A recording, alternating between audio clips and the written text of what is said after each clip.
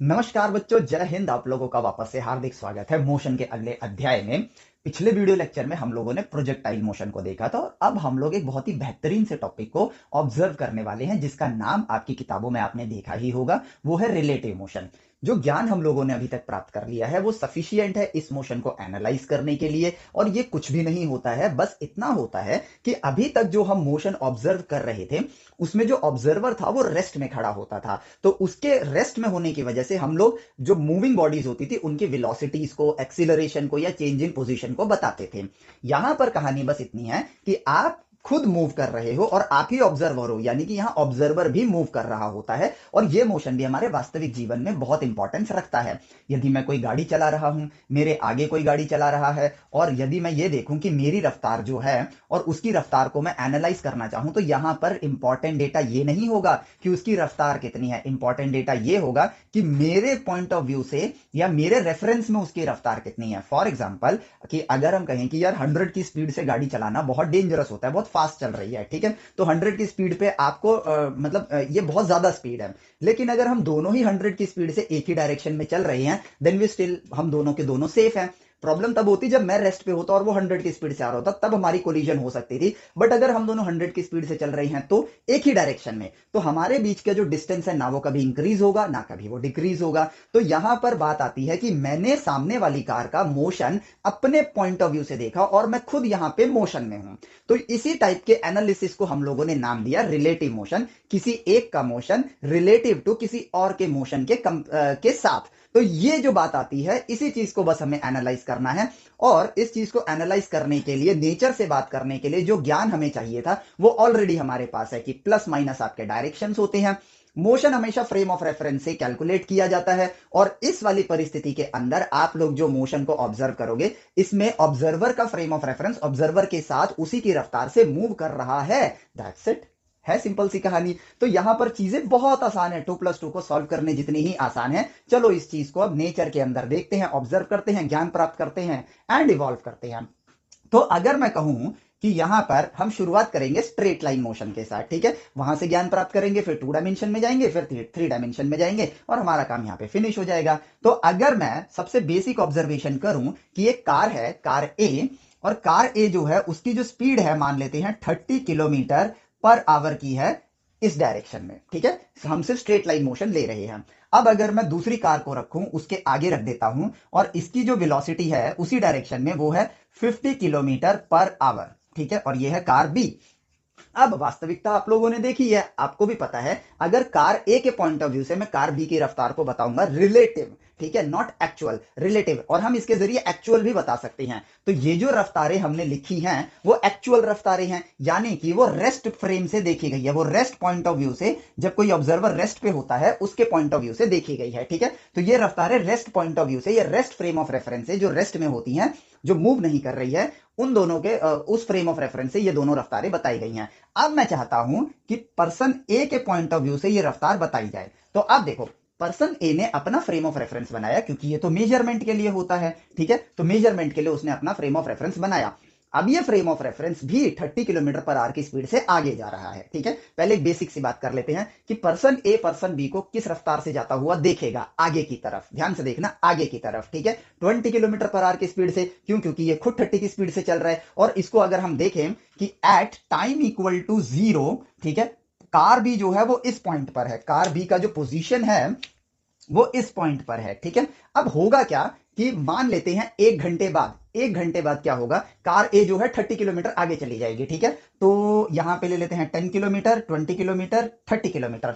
अरे यार बोर्ड छोटा पड़ जाएगा। हम यहां पे लेते हैं हम यहाँ पे लेते हैं 10 किलोमीटर, 20 किलोमीटर और 30 किलोमीटर। यहाँ पे 30 ले लिया, थोड़ा छोटा फ्रेम बना लिया, ठीक है। तो कार भी जो होगी वो एक्चुअली में 50 किलोमीटर जाएगी, 10 किलोमीटर, 20, 30, 40 और 50, ठीक है। अब देखो, कार ए जो होगी वो एक्चुअली में वो जो होगी वो यहां पहुंच जाएगी, और कार बी जो है वो यहां पहुंच जाएगी। ये रहा पॉइंट, ठीक है, ये रहा पॉइंट। अब देखो, पहले इनके बीच में जो दूरी थी, ठीक है, पहले इनके बीच में जो दूरी थी और अब इनके बीच में जो दूरी है, ठीक है, अब जो इनके बीच में दूरी है, पहले दूरी इतनी थी, ठीक है, अब दूरी इतनी है, तो दूरी इनके बीच में बड़ी है, लेकिन कितनी बड़ी है? ऑब्वियसली ये 30 किलोमीटर आगे चला गया है, लेकिन उसके साथ इसका फ्रेम ऑफ रेफरेंस भी 30 किलोमीटर आगे चला गया है। तो ये जो यहाँ पे जो मैंने मार्किंग करी थी ना, ये पुराने फ्रेम ऑफ रेफरेंस पे थी जब टाइम की वैल्यू 0 थी, बट अब जो फ्रेम ऑफ रेफरेंस है वो 30 किलोमीटर आगे आ गया है। तो इन दोनों के बीच में जो ये फ्रेम ऑफ रेफरेंस को अगर मैं 30 किलोमीटर आगे कर देता हूं, तो ये पॉइंट जो है वो एक्चुअली में यहां से शुरू होंगे ऐसे, ठीक है। तो जो ये गैप आया वो कितना आएगा? 20 किलोमीटर। बेसिक सा मैथमेटिक्स है, प्लस माइनस का, ठीक है। ऑब्वियसली इसको आसान भाषा में समझो, मैं 30 किलोमीटर आगे चला गया तो मेरा फ्रेम भी 30 किलोमीटर आगे चला गया, ठीक है। तो जीरो वहीं से शुरू हो रहा है। वो पर्सन मान लेते हैं मुझसे पहले 10 किलोमीटर आगे था, ज्यादा हो गया, मान लेते हैं 5 किलोमीटर आगे था, ठीक है। लेकिन उस 5 किलोमीटर वाले पॉइंट से 10 किलोमीटर रखो, 10 किलोमीटर आगे था, तो 10 किलोमीटर से उसने तो 50 किलोमीटर ट्रेवल कर लिया, मैंने 30 किलोमीटर ट्रेवल कर लिया, तो मेरा फ्रेम 30 किलोमीटर आगे आ चुका है। तो जिस पॉइंट पे वो था वो पॉइंट भी तो 30 किलोमीटर आगे चला गया ना, क्योंकि मेरा जो मेजरमेंट स्केल है वो तो मेरे साथ मूव कर रहा है। तो अब मेरे मेजरमेंट स्केल पे वो कितना आगे दिखेगा? मात्र 20 किलोमीटर ही तो आगे दिखेगा। तो यहां पर जो चीज देखने को मिल रही है कि यदि फ्रेम ऑफ रेफरेंस आपके साथ मूव कर रहा है तो ये हो गया आपका रिलेटिव मोशन। और यहां पर अगर मैं कहूं velocity of B with respect to A, ठीक है, यहां पर अब हमने लिखने का एक स्टैंडर्ड बनाया कि मैं बी की वेलोसिटी बता रहा हूं विद रिस्पेक्ट टू ए के पॉइंट ऑफ व्यू से मैं बी की वेलोसिटी बता रहा हूं, तो वो कितनी आएगी? तो यहां पर आप अगर ए की जगह होते तो आपको क्या देखने को मिलता? 20 किलोमीटर पर आवर ही तो देखने को मिलता, क्योंकि वो 20 की रफ्तार से आगे जा रहा है। और ये एक बड़ी बेसिक सी ऑब्जर्वेशन है, ठीक है। और यही चीज अगर मैं बी के पॉइंट ऑफ व्यू से ए की रफ्तार देखूं, तो मुझे क्या करना होगा? मुझे फ्रेम ऑफ रेफरेंस बनाना होगा बी पर। मुझे फ्रेम ऑफ रेफरेंस कहां बनाना होगा? बी पर बनाना होगा। और अब बी के पॉइंट ऑफ व्यू से देखें, मेरी गाड़ी तेज चल रही है, 50 की स्पीड से चल रही है, वेरस ए जो मेरे पीछे है उसकी रफ्तार सिर्फ 30 किलोमीटर प्रति घंटा है। तो मैं आगे निकलता रहूंगा उससे, लेकिन अब फ्रेम ऑफ रेफरेंस मुझ पे है। तो यदि मैं पीछे मुड़ के देखूंगा तो वो गाड़ी मुझसे दूर जाती हुई नजर आएगी, पीछे जाती हुई नजर आ रही है, ठीक है। और हम ये जानते हैं कि प्लस माइनस आपके डायरेक्शंस होते हैं, ठीक है। तो पहले जब हमने velocity of B with respect to A निकाला तो बी कार जो है वो आगे जाती हुई नजर आ रही थी, तो ये रफ्तार मेरे पास प्लस में आ गई, ठीक है, क्योंकि हम यहां पर कैलकुलेशन कर रहे हैं ए के फ्रेम ऑफ रेफरेंस से, ठीक है। अब हम बी के फ्रेम ऑफ रेफरेंस से देख रहे हैं और हम जानना चाहते हैं velocity of A with respect to B. तो ए क्या देख रहा है, सॉरी हाँ, बी क्या देख रहा है, माफ करना, क्योंकि जो बाद में लिखा है वही स्टैंडर्ड है, velocity of A with respect to B. तो बी क्या देख रहा है? बी देख रहा है कि यार वो बंदा मुझसे दूर जा रहा है और मेरे विपरीत दिशा में जा रहा है, मैं तो इधर जा रहा हूं, मेरी आंखें इधर देख रही हैं, तो वो पीछे जा रहा है। और किस रफ्तार से पीछे जा रहा है? ऑब्वियसली 20 किलोमीटर प्रति घंटे की रफ्तार से पीछे जाता हुआ नजर आ रहा है। इसको ये 20 किलोमीटर प्रति घंटे की रफ्तार से आगे जाता हुआ नजर आ रहा है, इसको ये 20 किलोमीटर प्रति घंटे की रफ्तार से पीछे जाता हुआ नजर आ रहा है। तो ये एक्चुअली में क्या होगा? -20 किलोमीटर पर आवर। और ये चीज आप इस फ्रेम ऑफ रेफरेंस पे भी देख सकते हो। मान लेते हैं बी का फ्रेम ऑफ रेफरेंस है, बी यहां पर है और ए यहां पर है, ठीक है। अब जो बी की रफ्तार है वो तो 50 किलोमीटर पर आवर है, ठीक है। हमें इसके फ्रेम ऑफ रेफरेंस से मेजर करना है और यहां पे कोई पॉइंट होगा, ए पॉइंट होगा, जहां पर ये खड़ा है अभी, जो कि जिसकी डिस्टेंस ये रहा, इन दोनों के बीच की दूरी ये रही, ठीक है। अब क्या है, 1 किलोमीटर में ये 1 घंटे में 10, 20, 30, 40, 50 किलोमीटर आगे आ जाएगा। तो ये कार इधर आ जाएगी और फ्रेम ऑफ रेफरेंस यहां पहुंच जाएगा, ठीक है। तो ये जो ए पॉइंट है ये भी तो 50 किलोमीटर आगे निकल जाएगा। तो ये जो ए पॉइंट है 10, 20, 30, 40, 50, ठीक है, इस पॉइंट पर आ जाएगा, इस पॉइंट पर वो पहुंच जाएगा। और जो ये ए कार है वो इसी दिशा में 30 किलोमीटर आगे निकलेगी, यानी कि 10, 20, 30 कार जो है वो यहां पहुंच चुकी है। तो अब इस पॉइंट से इस पॉइंट के बीच में अगर मैं ये डंडे काउंट करूंगा तो कितने आ रहे हैं? 20 किलोमीटर के ही आ रहे हैं। पहले वो ए पॉइंट जो है वो ये रहा, अब जो ए पॉइंट है वो फ्रेम पर ये रहा, वो ए पॉइंट से 20 किलोमीटर पीछे चला गया है। तो रेस्ट फ्रेम की तरह अगर मैं देखूं तो वो जो पहले कार ए पॉइंट पे थी अब वो यहां आ गई है। तो इसका मतलब इसने 20 किलोमीटर की दूरी तय करी है 1 घंटे में और विपरीत दिशा में करी है, इसलिए -20 किलोमीटर पर आवर। काम खत्म। तो यहां पे velocity of A with respect to B क्या आ रहा है? -20 किलोमीटर पर आवर, ठीक है। और प्लस माइनस क्या बता रहे हैं यहां पर? अगेन दिशा ही बता रहे हैं। अगर ए के पॉइंट ऑफ व्यू से देख रहा हूं, ए जहां देख रहा है तो बी भी तो वहीं जाता हुआ नजर आ रहा है, सिंपल सा लॉजिक है। तो इसका मतलब बी की जो रफ्तार आ रही है वो +20 किलोमीटर पर आवर आ रही है। वेरस बी के पॉइंट ऑफ व्यू से देख रहा हूं तो ए तो मुझे पीछे जाता हुआ नजर आ रहा है, वो भी किस रफ्तार से? 20 किलोमीटर प्रति घंटे की रफ्तार से। तो उसकी रफ्तार क्या हो गई? -20 किलोमीटर पर आवर। और ए की रफ्तार, सॉरी, बी की रफ्तार ए के रिस्पेक्ट में क्या हो गई? +20 किलोमीटर पर आवर। अब देखो, अब यहां पर सेम यही काम आप ऑब्जर्व कर सकते हो। और जो हम कहें कि यदि जो ए कार है वो आगे जा रही है 30 किलोमीटर पर आवर की स्पीड से 30 किलोमीटर पर आवर की स्पीड से, और जो बी कार है वो 50 किलोमीटर पर आवर की स्पीड से पीछे आ रही है, इधर जा रही है। तो अगर मैं फ्रेम ऑफ रेफरेंस, क्योंकि ये तो भैया वेक्टर क्वांटिटी है तो रेस्ट फ्रेम ऑफ रेफरेंस के हिसाब से बताऊं तो ये प्लस है और ये माइनस है, इनकी जो वेलोसिटीज हैं वो प्लस और माइनस आ गई हैं।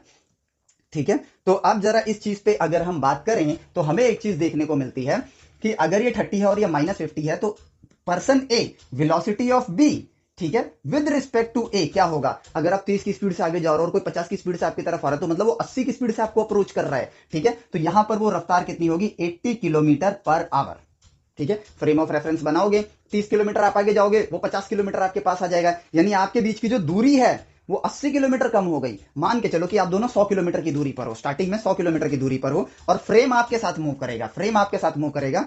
तो अभी कार ए 0 पे खड़ी है और कार बी जो है 100 किलोमीटर दूर खड़ी है। ठीक है, अब 1 घंटे बाद आप 30 किलोमीटर आगे चले गए और फ्रेम भी आपके साथ 30 किलोमीटर आगे चला गया, बट ये गाड़ी 50 किलोमीटर आपके पास आ गई है। ठीक है, तो 50 किलोमीटर आपके पास आई, ठीक है, अभी फ्रेम को रेस्ट में रखो तो ये 50 किलोमीटर पे खड़ी दिखेगी। ठीक है, लेकिन अब फ्रेम को 30 किलोमीटर आगे कर दो तो ये जो पॉइंट है, ये जो कार भी है, ये 20वें किलोमीटर पे नजर आएगी, यानी कि इसने 1 घंटे में 80 किलोमीटर कवर कर लिए हैं। 1 घंटे में आप दोनों के बीच की दूरी 80 किलोमीटर कवर हो गई है, तो यहां पर रफ्तार आ गई 80 किलोमीटर पर आवर। लेकिन ये प्लस में नहीं आएगा, ये किस में आएगा? माइनस में आएगा। क्यों? क्योंकि गाड़ी आपकी तरफ आ रही है। एक बार देख लेते हैं। ठीक है, सबसे पहले 0, 10, 20, 30, 40, 50, 60, 70, 80, 90, 100।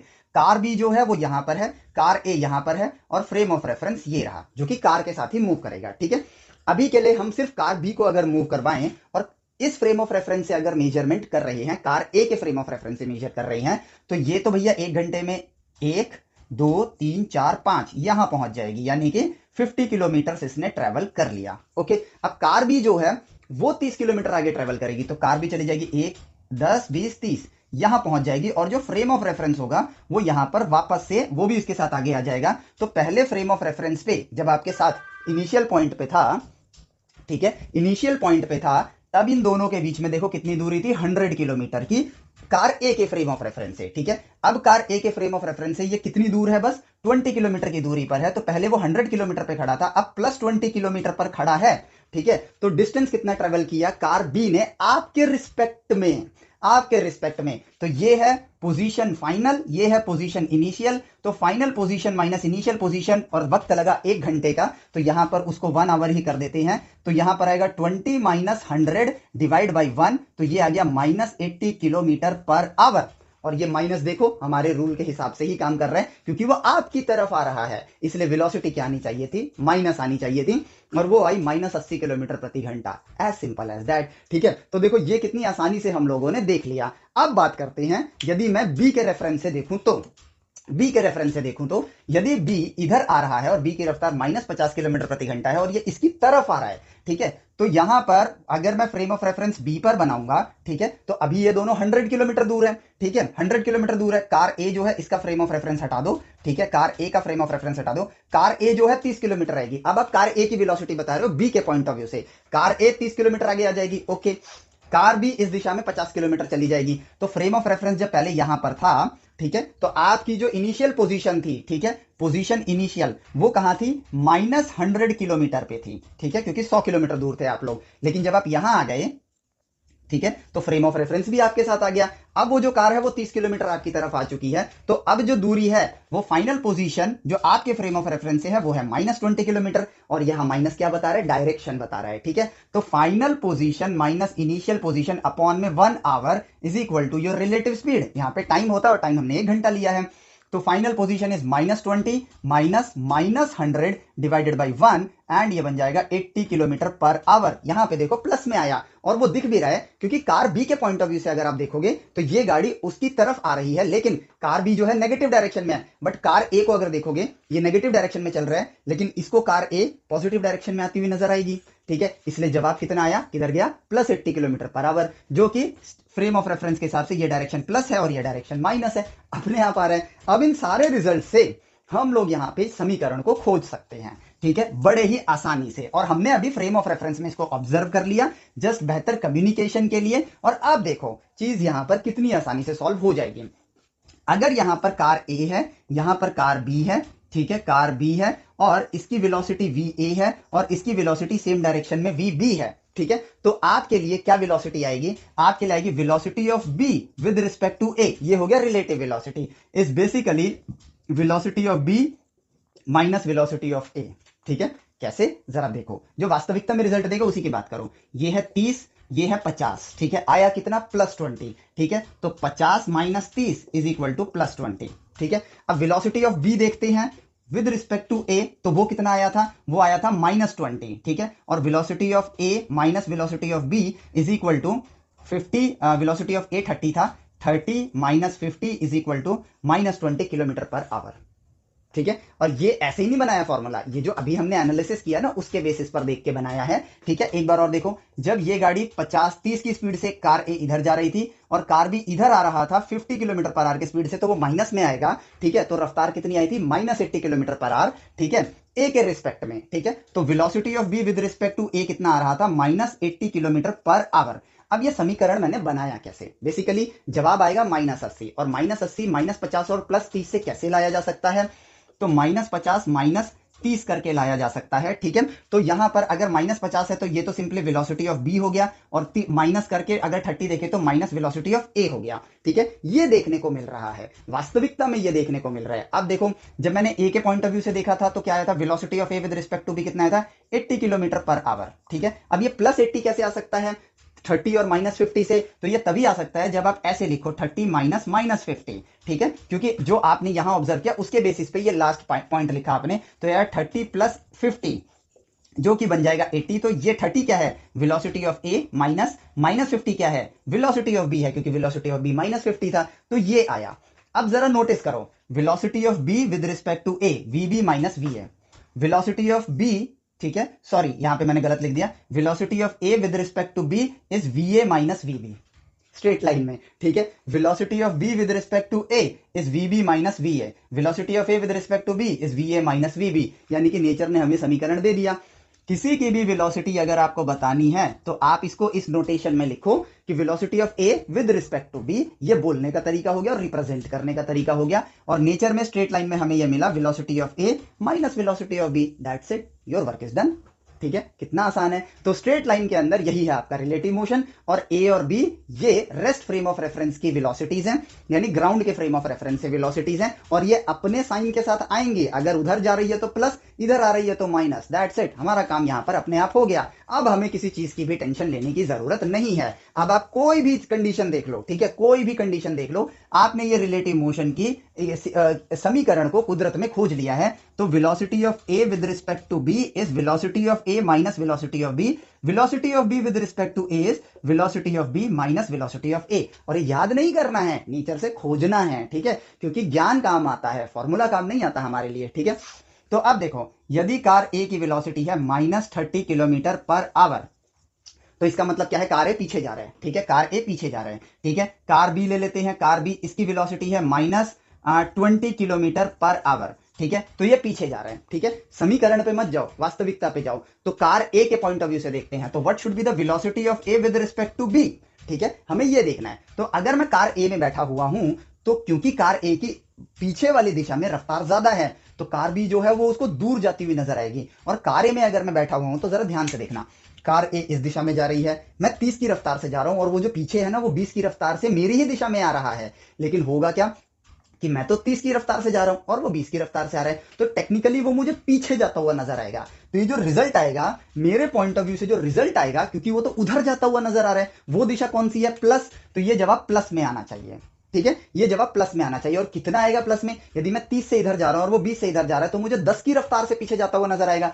Basic sense. तो यहां पर +10 किलोमीटर पर आवर आएगा, ठीक है, जस्ट एक क्विक रिवीजन है आप लोगों के लिए। और +10 आप -30 और -20 से कैसे ला सकते हो, ठीक है, वो कैसे आ सकता है, तो वो यहां पर सिर्फ एक तरीके से आ सकता है कि यदि आप यहां पर, ठीक है, velocity of A with respect to B लिखा है मैंने, माफ करना, मैं वेलोसिटी ऑफ बी बता रहा हूं अभी with respect to A, velocity of B with respect to A बता रहा हूं, ठीक है। तो यदि मैं +10 लाना चाहता हूं और -20 और -30 है मेरे पास, तो 30 माइनस में है, यदि इसके आगे माइनस आ जाए और -20 एज इट इज रह जाए, तो उस केस में मैं +10 ला सकता हूं, ठीक है। तो ये देखो क्या बन गया, वेलोसिटी ऑफ बी माइनस, और -30 क्या है, देखो -20 क्या है वेलोसिटी ऑफ बी, और -30 क्या है वेलोसिटी ऑफ ए, एग्जैक्टली देखो, हमने वही समीकरण नेचर में ऑब्जर्व करके डिस्कवर कर लिया। हमने नेचर को नंबर्स के साथ एसोसिएट किया, नेचर ने हमें समीकरण का ज्ञान दिया। और देखो जवाब कितना आ रहा है, +10 किलोमीटर पर आवर, क्योंकि ए के पॉइंट ऑफ व्यू से अगर मैं देखूंगा रेफरेंस बना के, तो बी मुझे इधर जाता हुआ नजर आएगा 10 किलोमीटर पर आवर की स्पीड से, और ये वाली दिशा कौन सी है, प्लस। काम खत्म। ठीक है, अब इसकी रफ्तार प्लस कर दो, इसकी रफ्तार प्लस कर दो। अब देखो क्या होगा, यदि आप इधर जा रहे हो और वो गाड़ी उधर जा रही है, ठीक है, तो भैया आप 1 घंटे में 30 किलोमीटर इधर जाओगे, वो गाड़ी 20 किलोमीटर उधर जाएगी, तो आप दोनों के बीच की दूरी तो 50 किलोमीटर हो गई 1 घंटे में, तो 50 किलोमीटर पर आवर की स्पीड से वो उधर जाएगा। ठीक है, तो velocity of B with respect to A is V B minus we A, और जवाब आना चाहिए +50। तो वीबी लिखता हूं मैं 20 माइनस 30, तो यहां पर ये हो जाता है आपका minus minus plus 50 kilometre per our, और देखो प्लस में ही जवाब आ रहा है, यानी कि जो समीकरण हमने खोजा वो एकदम से ठीक है।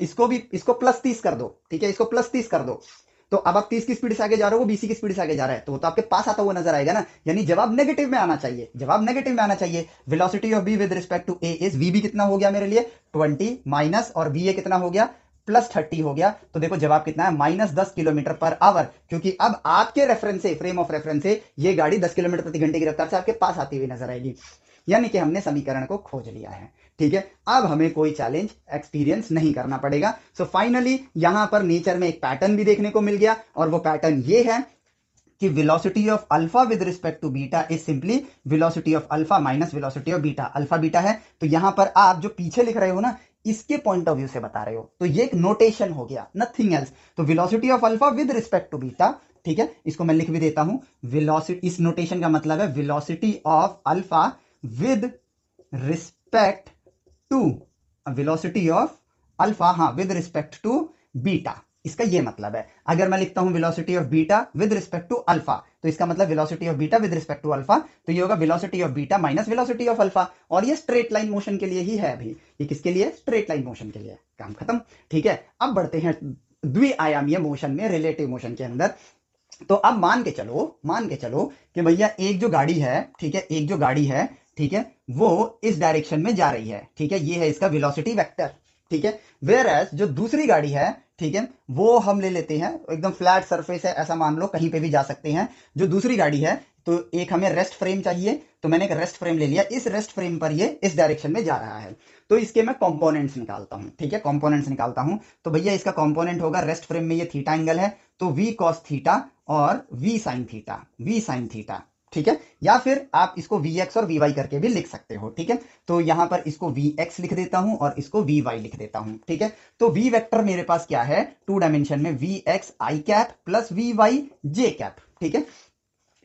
इसको मैं v1 लिखूंगा, v1y, ठीक है, क्योंकि यहां पर हमें 2 बॉडीज चाहिए ना। अब एक दूसरी कार लेता हूं, जो कि मान के चलो, जो कि थोड़ा सा बड़ा एंगल लेंगे हम ऐसे, जो कि इस डायरेक्शन में जा रहा है, जो कि एक्स एक्सिस से फाई एंगल बना रहे हैं, ठीक है। तो ये है v2 वेक्टर, तो इसका x कंपोनेंट क्या होगा, v2 cos फाई, और y वेक्टर क्या होगा, v2 sin फाई। तो इसको मैं लिखता हूं v2 वेक्टर इज v2x, इसको मैंने v2x लिख दिया i cap plus v2y j cap, ठीक है।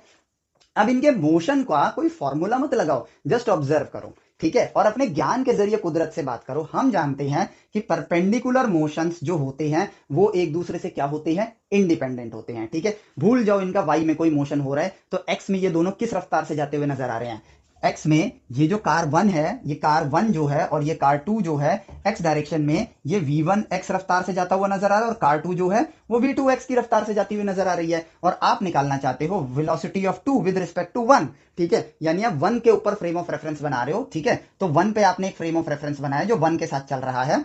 तो इस फ्रेम ऑफ रेफरेंस में यदि मैं देखता हूं, और यहां पर फ्रेम ऑफ रेफरेंस आपने वेलोसिटी के डायरेक्शन में नहीं बनाया है, क्योंकि जो हमारी किताबों में है उसमें वो फ्रेम ऑफ रेफरेंस रेस्ट वाला फ्रेम ऑफ रेफरेंस के पैरेलल ही बनाया जाता है, ठीक है। लेकिन इसका मतलब ये नहीं है कि आप इसकी डायरेक्शन में नहीं बना सकते हो, बना सकते हो। अभी हम ज्ञान ले रहे हैं, स्टेप बाय स्टेप आगे बढ़ रहे हैं, फिर हम उस डायरेक्शन में फ्रेम ऑफ रेफरेंस बना के भी आसानी से कर लेंगे, जो कि अभी करके दिखाऊंगा मैं आपको। तो अभी जो आपने इस कार पे फ्रेम ऑफ रेफरेंस लिया, वो रेस्ट वाले फ्रेम ऑफ रेफरेंस के पैरेलल ही लिया है, ठीक है। तो अब अगर x डायरेक्शन में मैं देखूं, तो x डायरेक्शन में ये गाड़ी तो इस रफ्तार से जा रही है, ठीक है, और वेरा दूसरी गाड़ी इस रफ्तार से जा रही है, यानी कि v2x की रफ्तार से जा रही है। तो x डायरेक्शन में ही अगर मैं सिर्फ रिलेटिव मोशन देखूं तो क्या होगा, वो सिंपली होगा velocity of 2 in x direction minus velocity of 1 in x direction. यही तो हमने खोजा है।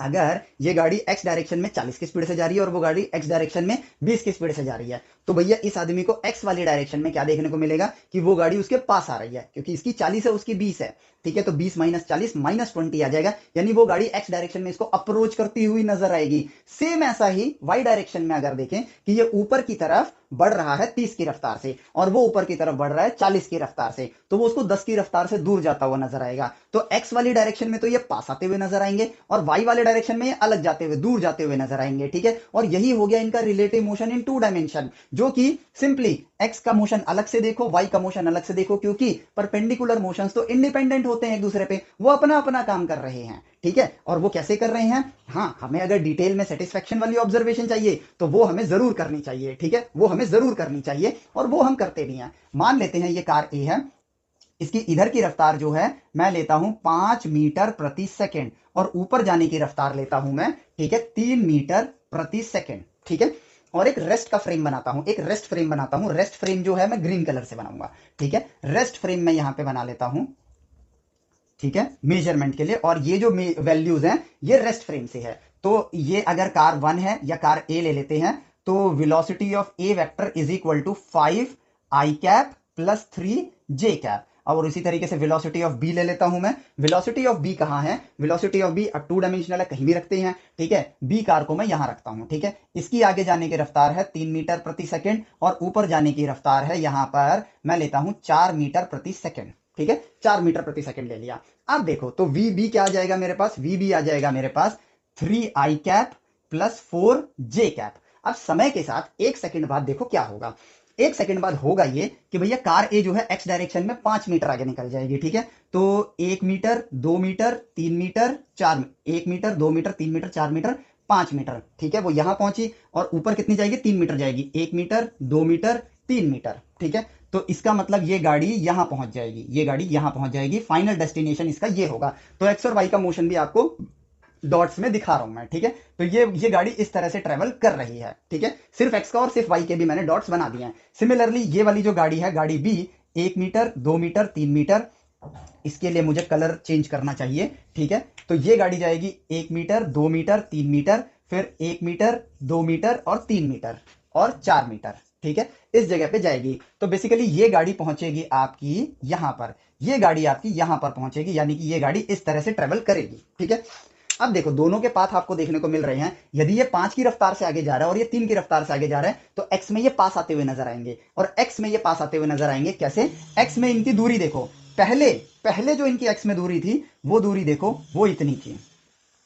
अब जो इनकी एक्स में दूरी है, एक्स डायरेक्शन में दूरी है, उनको देखो, वो देखो पहले से घट गई। तो एक्स में अपना काम हो रहा है, यानी कि भैया यहाँ पे 5 मीटर का गैप है, यहाँ मतलब सॉरी यहाँ पे जो भी गैप है उसमें से यहाँ पर 5 आगे बढ़ा और वो 3 ही आगे बढ़ा है, तो मतलब 2 मीटर का गैप यहाँ पर कम हो गया है। ठीक है, वो 5 मीटर आगे गया बट वो 3 ही मीटर आगे गया, तो इनके बीच में जो गैप था वो 2 मीटर का कम हो गया है। तो देखो ये गैप यहाँ पर क्या हो गया, छोटा हो गया। वाई डायरेक्शन में देखा जाए तो वाई डायरेक्शन में ये 3 मीटर ऊपर गया, ठीक है, और ये 4 मीटर ऊपर गया, यानी कि इसकी रफ्तार वाई डायरेक्शन में तेज है, तो ये इसके पास आएगा जब तक कि इससे आगे नहीं निकल जाता। ठीक है, जब तक इससे आगे नहीं निकल जाता तब तक इसके पास आएगा। तो अगर मैं देखूं तो वाई में पहले इनका गैप जो था वो देखो कितना था, पहले यहां से यहां तक का गैप था, बी यहां पर था, ए यहां पर था, अब बी यहां पर है और ए यहां पर है, यानी कि इसके पास आ गया है। थोड़ी देर में क्या होगा, इसके बराबर पहुंचेगा, समय आगे बढ़ाते 1 सेकंड के आगे, इसके आगे पहुंचेगा और फिर इससे दूर निकलना स्टार्ट हो जाएगा। तो एक्स का अपना हो रहा है, वाई का अपना हो रहा है। रिजल्ट हम यहां पर ऑब्जर्व करके देख सकते हैं। इट मीन्स कि relative motion of B with respect to A in X direction is equal to relative motion velocity of B in X direction minus velocity of A in X direction. ठीक है, relative motion of B with respect to A in y direction is velocity of B in y direction minus velocity of A in y direction। तो relative motion of B with respect to A दोनों direction में क्या होगा, velocity of B in x direction minus velocity of A in x direction किस दिशा में, I direction में, plus velocity of B in y minus velocity of A in y किस दिशा में, y direction में। ठीक है, क्योंकि ए डायरेक्शन एक्स डायरेक्शन का मोशन तो रिलेटिव मोशन भी तो एक्स डायरेक्शन में ही है ना, आई कैप, और वाई डायरेक्शन का वाई डायरेक्शन में है, जे कैप। हो गया मेरा काम। और यहां पर मैं क्योंकि ये एक वेक्टर है, क्योंकि भैया यहां पे डायरेक्शन भी तो है ना रिलेटिव मोशन का। आप अपने हिसाब से जब किसी फ्रेम ऑफ रेफरेंस को देख रहे हो, आपके पास आ रहा था तो माइनस आ रहा है, उधर जा रहा है तो प्लस आ रहा है, और यहाँ 2 डायमेंशन में देखोगे तो एक एंगल भी बनेगा कि आपको अपने पॉइंट ऑफ व्यू से वो गाड़ी किस कोण पे जाती हुई नजर आ रही है। यहाँ पे बस फ्रेम ऑफ रेफरेंस ही तो मूव कर रहा है, लेकिन उस मूविंग फ्रेम ऑफ रेफरेंस के हिसाब से वो किधर जाता हुआ नजर आ रहा है, अब वो निकाल सकते हैं। वेक्टोरियली हमने लिख दिया है, एक्स का मोशन अलग, वाई का मोशन अलग। चलो मैग्नीट्यूड चाहिए, इसका स्क्वायर प्लस उसका स्क्वायर। अच्छा डायरेक्शन चाहिए, परपेंडिकुलर अपॉन में बेस, तो रिलेटिव मोशन आपके पॉइंट ऑफ व्यू से वो गाड़ी किस एंगल पर जा रही है, दिस अपॉन में this is equal to tan theta. हो गया मेरे पास काम, निकल गया मेरे पास सॉल्यूशन। तो देखो ये रहा, और अब इसी चीज को देखा हमने, ऑब्जर्व किया, तो हमें एक चीज और नजर आई कि velocity of B with respect to A vector is velocity of B x i cap, ठीक है। और फिर मैं लिखता हूं बी वाई जे कैप, वो प्लस में है, plus velocity of B y j cap, फिर minus velocity of A x i cap, और वो भी माइनस में है, तो minus velocity of A y j cap. एक काम करता हूं, इसमें से माइनस कॉमन ले लेता हूं, ठीक है, माइनस कॉमन ले लेता हूं। तो अब देखो मुझे यहां क्या देखने को मिल रहा है, यहां पर वही समीकरण देखने को मिल रहा है जो हमें स्ट्रेट लाइन में देखने को मिला था, V B with respect to A is V B minus we A, यही देखने को मिला था ना। और अब देखो थोड़ा सा रीअरेंज करने के साथ ही velocity of B with respect to A vector is equal to, ये क्या है, वेलोसिटी ऑफ बी वेक्टर ही तो है, माइनस ये क्या है, वेलोसिटी ऑफ ए वेक्टर ही तो है, ये रहा Vx Vy ए का, और ये b का Vx Vy, एग्जैक्टली वैसे ही तो आ रहा है। तो यहां पे ये समीकरण देखो सेम टू सेम है, और नेचर में पैटर्न हर जगह देखने को मिलते हैं। सेम यही प्रक्रिया 3 डायमेंशन में यदि होती, यानी कि वेलोसिटी ऑफ ए वेक्टर होता v A x i cap, v A y j cap, v A Z k cap, ठीक है। वेलोसिटी ऑफ बी वेक्टर होता आपके पास v B x i cap, v B y j cap, v B z k cap, ठीक है। तो x का motion अलग, वाई का मोशन अलग, जेड का मोशन अलग, तो relative velocity of B with respect to A vector क्या निकल कर आता, वी बी पहले लिया जाएगा, v B x minus v B, बोलने में बस कंफ्यूजन हो जाती है, v A x i cap, यानी कि एक्स डायरेक्शन का relative motion, plus y direction का relative motion v B y minus we A y relative motion y direction का, और जेड डायरेक्शन का we B Z minus we A Z के direction का, यानी कि जेड डायरेक्शन का। और देखो प्लस प्लस प्लस, इनको एक साथ लिखूंगा आई जे के साथ, तो ये क्या बन जाएगा, वी बी वेक्टर माइनस ए, तीनों में माइनस है, कॉमन ले लूंगा तो अंदर प्लस हो जाएगा, तो ये आ गया आपके लिए वी ए वेक्टर, यानी कि सेम समीकरण जो कि आपका स्ट्रेट लाइन के लिए था वही आपका वेक्टर के लिए बनकर आ रहा है। काम खत्म, and we have discovered it. Relative motion इतना ही आसान है और कुछ भी नहीं है। अब आपको क्या चाहिए, मैग्नीट्यूड चाहिए, इन दोनों का पाइथागोरस करो जो वेक्टर में करते हो। अच्छा एंगल चाहिए, this divide by this, 3D में एक एंगल नहीं होता है, अल्फा बीटा लैम्डा होता है, जो कि हम आगे जब हम 3D ज्योमेट्री पढ़ेंगे तो वहां पर हम एक्सप्लोर करेंगे, ठीक है। तो 3D में आपसे एंगल नहीं पूछा जाएगा, एंगल आपसे 2D में ही पूछा जाता है, ठीक है। लेकिन हाँ मैथ्स जब 12th में पढ़ोगे तो वहां पूछेंगे अल्फा बीटा लैम्डा, तो जब वो निकालना सीख जाएंगे तो इसका भी निकाल ही लेंगे हम लोग, काम खत्म। यही है आपका रिलेटिव मोशन, कुछ भी नहीं है रिलेटिव मोशन में ऐसा जो करना मुश्किल हो, ठीक है। इट्स सिंपल, हमने velocity of B with respect to A बताया है, ठीक है। यही चीज आपको ऐसे करनी होती। मान लो अब एक सवाल देख लेते हैं, 3 i cap minus 4 j cap, velocity of B is minus 2 i cap plus 5 j cap, ठीक है, ये ले लिया। Now what is velocity of B with respect to A vector, तो क्या होगा, velocity of B vector minus velocity of A vector, ठीक है। ये जस्ट ऑब्जर्व जो हमने किया है उसको वेरीफाई कर रहे हैं हम लोग, ठीक है। तो ये रहा, तो वेलोसिटी ऑफ बी वेक्टर क्या है, minus 2 i cap plus 5 j cap, minus, ठीक है, वेलोसिटी ऑफ ए वेक्टर क्या है, 3 आई कैप है तो माइनस लगाए तो माइनस 3 आई कैप, और यहां माइनस है तो ये प्लस हो जाएगा, प्लस 4 जे कैप, तो माइनस 2 माइनस 3 कितना हो जाएगा, माइनस 5 आई कैप, ठीक है, प्लस 5 प्लस 4 ये बन जाएगा प्लस 9 जे कैप। अब ये रिजल्ट आ गया। अब इस रिजल्ट को देखो, एक्स डायरेक्शन में आप प्लस 3 है इधर जा रहे हो, ठीक है, बी की माइनस 2 है वो इधर आ रहा है, ठीक है। तो अभी हम लोग जो रफ्तार बता रहे हैं वो ए के पॉइंट ऑफ व्यू से बता रहे हैं, तो ए के पॉइंट ऑफ व्यू से देखें, मैं इधर जा रहा हूं, वो मेरी तरफ आ रहा है, ठीक है, वो किसकी तरफ आ रहा है, मेरी तरफ आ रहा है। तो अगर मैं 3 की रफ्तार से जा रहा हूं, वो 2 की रफ्तार से मेरी तरफ आ रहा है, तो इसका मतलब वो मेरे पॉइंट ऑफ व्यू से 5 की रफ्तार से मेरे पास आ रहा है ना, रिलेटिव स्पीड। अगर मैं 3 की रफ्तार से जा रहा हूं और वो 2 की रफ्तार से मेरे पास आ रहा है, यानी कि वो मेरे पास 5 मीटर प्रति सेकंड की रफ्तार से आ रहा है, और वो कहां आ रहा है, मेरी तरफ आ रहा है। तो जवाब क्या होना चाहिए, एक्स डायरेक्शन के रिलेटिव मोशन में नेगेटिव होना चाहिए, ठीक है। वाई डायरेक्शन में देखते हैं, मैं 4 की स्पीड से माइनस है नीचे जा रहा हूं, ठीक है, वाई डायरेक्शन मान लेते हैं, ये वाली दिशा ले ली, मैं 4 की स्पीड से इधर जा रहा हूं, ठीक है, और वो 5 की स्पीड से प्लस में उधर जा रहा है, यानी कि हमारी दूरी बढ़ रही है। अब ए के पॉइंट ऑफ व्यू से देखना है, क्योंकि यहां पर है velocity of B with respect to A. तो मैं ए गाड़ी में हूं, मैं 4 की स्पीड से इधर गया, वो 5 की स्पीड से उधर गया, तो मुझे क्या दिखा कि भैया वो तो 9 मीटर आगे निकल गया 1 सेकंड में, यानी +9 मीटर पर सेकंड मेरे पॉइंट ऑफ व्यू से +9 मीटर पर सेकंड आ गया यहां पर, ये देखो प्लस में आ गया। अब बी के पॉइंट ऑफ व्यू से देखते हैं, velocity of A with respect to B vector is equal to velocity of A vector minus velocity of B vector, यही तो खोजा है हमने। चलो velocity of A vector is -2i cap plus 5j cap, और फिर यहां पर हो जाएगा, अरे तो मैंने बी का लिख दिया, ठीक है। Velocity of A vector is 3i cap minus 4j cap और minus minus +2i cap minus 5j cap, तो 3 2 5 i कैप और -9j कैप, ठीक है। देखो उसका उल्टा ही आएगा, ऑब्वियस सी बात है। अब अगर बी के पॉइंट ऑफ व्यू से देखेंगे, बी के पॉइंट ऑफ व्यू से देखेंगे तो बी क्या कर रहा है, इधर आ रहा है, बी, मैं बी हूं, मैं उधर जा रहा हूं, वो मेरी तरफ आ रहा है, तो मैं बी कार में अगर बैठा हूं तो वो इस दिशा में आता हुआ नजर आ रहा है मुझे, मेरे पॉइंट ऑफ व्यू से वो प्लस डायरेक्शन में चल रहा है। और कितनी, मैं 2 वो 3, तो आएगा कितना 5 से +5, ठीक है। अब मैं बी हूं तो मैं +5, यानी कि बी किधर जा रहा है, प्लस वाली डायरेक्शन है ये वाली, ठीक है। अगर मैं ग्राउंड वाले फ्रेम ऑफ रेफरेंस से चलूं, प्लस माइनस, तो बी जो है वो किधर जा रहा है, मैं इधर ट्रेवल कर रहा हूं, इसलिए मुंह इधर कर रखा है मैंने, लेकिन मैं जा किधर रहा हूं, इधर वाई वाले डायरेक्शन में मेरा प्लस है, ठीक है। तो मैं इधर जा रहा हूं किस रफ्तार से, 5 की रफ्तार से, और वो उधर जा रहा है 4 की रफ्तार से, ठीक है। वो उधर जा रहा है, ध्यान से देखना, ए कहां जा रहा है, उधर जा रहा है। तो बी कार में बैठे हुए मुझे क्या देखने को मिलेगा कि वो नेगेटिव डायरेक्शन में, अगर मैं इधर 5 की रफ्तार से बढ़ रहा हूं और वो उधर 4 के, तो हमारी दूरी बढ़ रही है ना, तो और बी में बैठे बैठे मुझे वो क्या दिखेगा कि वो उधर जा रहा है। तो अगर वो उधर जा रहा है और तो किस रफ्तार से जा रहा है, 9 की रफ्तार से, तो वो वाली दिशा कौन सी है, नेगेटिव है, ठीक है। क्योंकि ये दिशा प्लस, ये दिशा प्लस, ये दिशा माइनस, ये दिशा माइनस, ठीक है। तो जवाब क्या आना चाहिए, नेगेटिव। आ गया, मिल गया। ये कोई रटने वाली चीज है क्या, नहीं, ये ऑब्जर्व करके खोजने वाली चीज है, और हमने वही किया और हमें मिल गया हमारा रिलेटिव मोशन का समीकरण। अब फाइनल निकालते हैं हम लोग, जो हमें करना होता है कि what is the magnitude of velocity of B with respect to A, ठीक है। जैसे रेस्ट फ्रेम में यदि आप किसी के मोशन को देख रहे हो तो किस रफ्तार से मुझसे दूर जा रहा है, या उसकी क्या रफ्तार है रेस्ट फ्रेम ऑफ रेफरेंस से, वैसे ही बी की रफ्तार क्या है ए के मूविंग फ्रेम ऑफ रेफरेंस से, उसको क्या नजर आएगा। तो भैया वो क्या नजर आएगा, इसका मैग्नीट्यूड निकालो।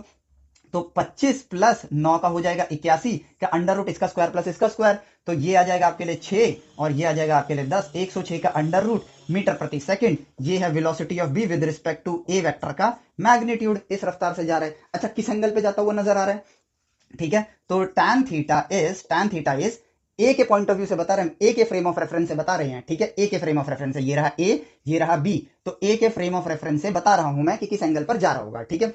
तो अगर tan थीटा में देखूं तो ये क्या आएगा, बी का मैग्नीट्यूड कितना है, y का 9 है और इसका -5 है, ठीक है। 9 और -5, ध्यान से देखना, 9 और -5, इसमें tan थीटा की वैल्यू क्या आ रही है, नेगेटिव आ रही है। tan थीटा की वैल्यू सेकंड क्वाड्रेंट में और फोर्थ क्वाड्रेंट में क्या होती है, नेगेटिव होती है, ठीक है। तो अब हम यहां पर अभी एंगल नहीं, अभी ऑब्जर्वेशन करेंगे। तो थीटा इज tan इनवर्स 9/-5, ठीक है, 9/-5। अब देखो परपेंडिकुलर पॉजिटिव है और बेस नेगेटिव है, हम क्या करते हैं ऊपर कर देते हैं माइनस, बट ऐसा नहीं करना चाहिए, ठीक है। क्यों, अभी देखने को समझ आएगा। परपेंडिकुलर पॉजिटिव और बेस नेगेटिव है, ठीक है। तो वाई एक्सिस आपका परपेंडिकुलर होता है और बेस आपका एक्स एक्सिस होता है। तो किस क्वाड्रेंट में परपेंडिकुलर पॉजिटिव होता है और बेस नेगेटिव होता है, आप बताओ। सेकंड क्वाड्रेंट में माइनस कॉमा प्लस होता है, एक्स एक्सिस, और ये वाई एक्सिस, वाई परपेंडिकुलर है आपका, यानी कि ये जो वैल्यू है ये फोर्थ क्वाड्रेंट की नहीं है।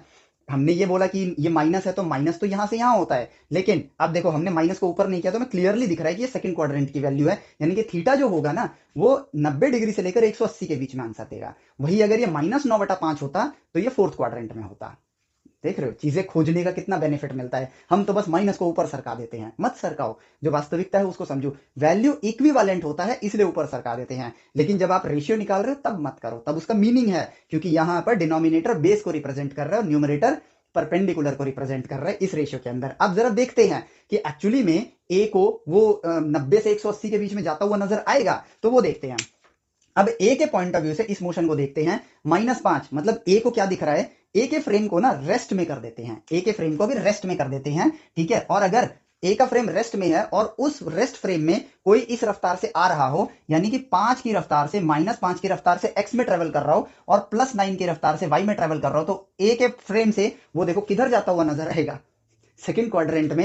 एंगल आपका क्या आया, ऑब्जर्व इट, ठीक है। अब जरा वही चीज इसके लिए करके देखते हैं। Velocity of A with respect to B का मैग्नीट्यूड निकालेंगे तो मैग्नीट्यूड तो सेम आएगा, ठीक है, 106 मीटर पर सेकंड, ठीक है। डायरेक्शन tan, इसके लिए फाइव लिख देता हूं मैं, tan फाइव इज -9/5, ठीक है। tan फाइव यानी कि five is equal to tan inverse -9/5, यानी कि परपेंडिकुलर नेगेटिव है, बेस पॉजिटिव है। वो कौन से क्वाड्रेंट में होता है? फोर्थ क्वाड्रेंट में। तो ये देखो, ये यहां जाता हुआ नजर आएगा। कैसे? क्योंकि बी के पॉइंट ऑफ व्यू से कार ए एक्स में तो इधर जाती हुई नजर आ रही है और वाई में इधर जाती हुई, तो देखो किधर जाती हुई नजर आएगी? इधर ही जाती हुई नजर आएगी। अरे यार, जो चीजें हम पढ़ रहे हैं कितनी आसान सी बात है ना। नेचर से कम्युनिकेशन भी कितनी आसानी से हो पा रहा है। और ये देखो विपरीत ही तो दिखेगा, ठीक है। कार ए को कार बी के पॉइंट ऑफ व्यू से अगर कार ए को देखेंगे तो यार वो 5 की स्पीड से दूर जा रही है और 9 की स्पीड से इधर जाती हुई नजर आ रही है, उधर जाती हुई और इधर जाती हुई, तो वो तो फोर्थ क्वाड्रेंट में इधर घूमती हुई नजर आएगी ना। रिलेटिव कार बी में अगर मैं बैठा हूं तो मुझे उस दिशा में जाती हुई नजर आएगी गाड़ी, वही दिशा हमने बता दी, ये रही। डेटाबेस में से वैल्यू देख के बता देंगे इस एंगल पर इधर जा रही है चौथे क्वाड्रेंट में, इसकी वैल्यू भी डेटाबेस से देख के बता देंगे कि भैया इस एंगल में उधर जाती हुई नजर आ रही है। और अब जरा सोचो, ट्रिग्नोमेट्री जो हमने बियॉन्ड 90 डिग्री के लिए हमने स्टडी किया था, आज वो नेचर से कम्युनिकेट करने में कितनी मदद कर रही है। एंगल, पाइथागोरस से मैग्नीट्यूड, ये बता के वेक्टर को हमने कितनी आसानी से समझ लिया। इसीलिए mathematics is the language of nature. Maths और फिजिक्स अलग अलग सब्जेक्ट की तरह पढ़ोगे तो मत ही पढ़ो, वो समय की बर्बादी है। क्वेश्चन करने के लिए पढ़ रहे हो तो भी मैं कहूंगा मत ही पढ़ो, ठीक है। पढ़ना है अगर ज्ञान देने के लिए तो चीजों को जोड़ के पढ़ो, चीजें इंटरेस्टिंग हो जाती हैं और बेहद आसान हो जाती हैं। ये रहा देखो आपका रिलेटिव मोशन का फिनोमिना, और हम चीजें फील भी कर सकते हैं। कहां जा रही है? फील हो रहा है, यानी कि जो एंगल्स हम लोग निकाल रहे हैं, मैग्नीट्यूड निकाल रहे हैं, वो हम फील कर पा रहे हैं, ठीक है। बी के पॉइंट ऑफ व्यू से ए कहां जा रहा है? फोर्थ क्वाड्रेंट में, उधर जाता हुआ दिख रहा है। और ए के रेफरेंस से बी किधर जाता हुआ? सेकंड क्वाड्रेंट में, इधर जाता हुआ नजर आ रहा है, जो कि हमने यहां पर कहा गया ड्राइंग। अच्छा, उसकी ड्राइंग मिट गई। अच्छा, यही तो है, इधर जाता हुआ इधर जाता हुआ देखने को मिल रहा है, ठीक है। देखो कितनी सिंपल सी कहानी है, ठीक है। तो यही है आपका रिलेटिव मोशन। और यहां पर नेचर में जो कुछ भी आप खोजते हो ना, हर चीज का कोई ना कोई यूसेज है। जो हम एक लाइन बोलते हैं ना कि जो हम 11वीं 12वीं में पढ़ रहे हैं, इसका रियल लाइफ में क्या यूज है, एक्चुअली में इनका यूज होता है। अगर हमने सही शिक्षा ली है तभी हम उसको यूज कर पाएंगे। और सही शिक्षा वो जर्नी होती है, वो फॉर्मूलाज हमारी लाइफ में कोई योगदान नहीं देते हैं और ना ही उनका कोई रोल होता है। किसी मोशन की ट्रेजेक्टरी को यदि आप स्टडी करोगे तो यहां पर ये जर्नी के द्वारा जो ज्ञान आपने प्राप्त किया है वो काम आएगा, क्योंकि आपके लिए सोचना सीखना इंपॉर्टेंट है। आप सोचोगे तभी तो प्रॉब्लम्स को अपॉर्चुनिटी में कन्वर्ट करोगे, सोचोगे तभी तो बात करोगे, जब बात करोगे और कम्युनिकेट करोगे तभी तो कुदरत आपको ज्ञान देगा, क्योंकि ये ज्ञान तो सर्वत्र फैला हुआ है। हमको सिर्फ ये सीखना है कि नेचर से सीखते कैसे हैं, हमारा पढ़ाई पूरी हो जाती है वहीं पर। That's it. सिलेबस कोई क्वांटिटी नहीं है यहाँ तो। अगर बात करें कि इतनी नॉलेज है नेचर के पास तो वो तो इनफाइनाइट है, तो सिलेबस तो कभी खत्म नहीं हो सकता है। तो सीखो सीखते कैसे हैं और प्रेजेंट प्रॉब्लम का सॉल्यूशन वाला इंसान बन के निकलो जो इवोल्यूशन लेकर आए, ठीक है। हम जब पेपर के ये क्वेश्चन कर रहे थे ना तो हमें लगता है पढ़ने वाला बच्चा वो होता है जो हर क्वेश्चन का जवाब दे दे। नहीं, असली पढ़ाई तो वो होती है जो प्रॉब्लम का सॉल्यूशन निकालने के लायक आपको बना दे, ठीक है। तो जो भी महान लोग होते हैं वो किसी किसी एक पार्ट में काम कर रहे होते हैं। उनका काम ये नहीं होता कि यार सारे फिजिक्स केमिस्ट्री मैथ बायोलॉजी सबके आंसर जो बताएगा वो इंटेलिजेंट है। नहीं, वो तो एक डेटाबेस की तरह हो गया। आपको कुछ ऐसा खोजना है जो आज तक खोजा नहीं गया है, इसलिए आपको सीखना है कि सीखते कैसे हैं। जहां पर आप फिजिक्स केमिस्ट्री मैथ बायोलॉजी इन चीजों को एक्सप्लोर करो, जहां पर आपकी इच्छा इंटरेस्ट जाग जाए उस जगह पे आगे बढ़ो। अब लेकिन यहां पर यह भी आपको ध्यान रखना होगा, ऐसा नहीं है कि आपका बायो में इच्छा जाग गई तो सिर्फ बायो पढ़ोगे। बायो के लिए जो जो चीज रिक्वायर्ड है उनका ज्ञान भी लेना है, और जो रिक्वायर्ड नहीं है उससे अपने टाइम को बचाना भी है, ठीक है। जैसे कि अगर मैं कहूं कि मुझे मतलब स्कूल में तो खैर करना ही पड़ता है, लेकिन स्कूल के बाद की बात करूं कि मुझे एक डॉक्टर बनना है, मैं जानता हूं कि बायो के लिए मुझे केमिस्ट्री की नॉलेज चाहिए, तो मैं केमिस्ट्री पर फोकस करूंगा। और केमिस्ट्री के लिए अजीब बात आती है, मैं रिसर्च के पॉइंट ऑफ व्यू से बता रहा हूँ। बायो के लिए केमिस्ट्री की नीड है, केमिस्ट्री के लिए फिजिक्स की नीड है, फिजिक्स के लिए मैथ की नीड है, तो पीसीएमबी पर ही फोकस करना है। English, Sanskrit, Hindi, physical education, ये सब साइड, इस पे टाइम अपना नहीं लगाना है। इंजीनियर बनना है तो फिजिक्स और मैथमेटिक्स मेरी टॉप प्रायोरिटी रहेगी।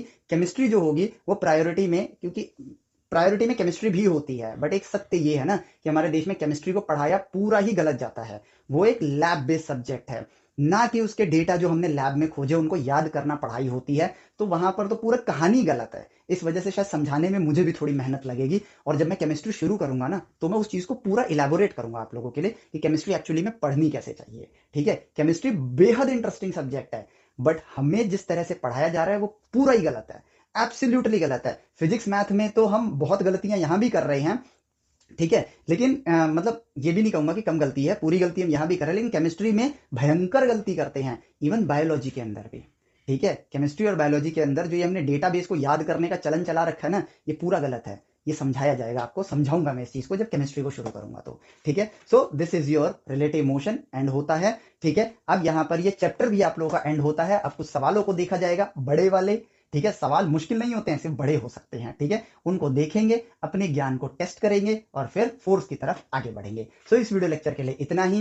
एंड अगेन एक रिक्वेस्ट रहेगी कि अपने दोस्तों को स्टेम वेदास एप्लीकेशन और यूट्यूब चैनल पर प्लीज जोड़ो, क्योंकि स्टेम वेदास एक लाइब्रेरी है for right way of education. इसका इंडिया में फैलना जरूरी है, इंडिया के इवोल्यूशन के लिए, इंडिया की ग्रोथ के लिए। और ये मेरा मानना है, यदि आपको लगता है कि मैं सही शिक्षा आपको प्रदान कर रहा हूं और जो मैं बोल रहा हूं वो सत्य वचन है, तो प्लीज अपने दोस्तों को जरूर यहां पर लेकर आइएगा। सो मिलते हैं नेक्स्ट वीडियो लेक्चर में। Till then take care, bye bye, जय हिंद।